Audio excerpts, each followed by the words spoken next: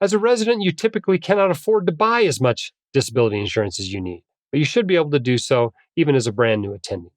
Basically, you need to buy enough to cover both your living expenses and your retirement savings if you're to work to age 65, but not necessarily enough to cover your tax bill, because with an individual disability insurance policy, the payout if you get disabled is typically tax-free. Because they're paid with post-tax dollars, it means the money comes out tax-free. Note that how much you need from your disability insurance has little to do with your income and everything to do with what you spend. The less you spend, the less insurance you need to buy. Insurance agents would love to sell you the largest possible policy, which typically works out to be about 2/3 of your gross income. But it is possible to combine two companies to get even more.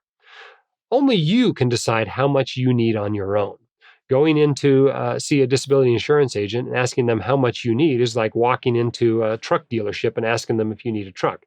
The answer is yes, and you need one with all the bells and whistles. Probably best to decide how much you need before you go in there. And that amount, again, is how much you spend plus how much you need to save for retirement between now and age 65 in order to live comfortably in retirement. Because remember, these policies don't pay out beyond age 65 or age 67. A typical resident physician will buy a $5,000 per month benefit, and attending physicians typically buy a benefit in the $10,000 to $15,000 per month range. But there are plenty of docs who buy both more and less. If your plan in the event of disability is to rely on the income of your spouse, you may not need disability insurance at all. My dad, your host, Dr. Dahl, is a practicing emergency physician, blogger, author, and podcaster.